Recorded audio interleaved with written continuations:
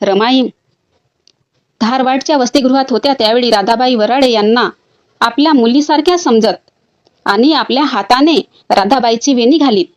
त्यांची वेणी घालून देता देता आपल्याला सोडून गेलेल्या 4 मुलांची त्या आठवण काढीत आणि म्हणत, त्यांची मुलगी इंदू असती तर तिची वेणी घातली असती, तिला न्हाऊ घातले असते. ती एवढी नाजूक होती की अंगावर घेतल्यावर अलगदपणे फुलासारखी झोपायची, म्हणून मोठ्या आवडीने तिचे नाव इंदू ठेवले होते, असे त्या राधाबाईजवळ रडत रडत सांगत.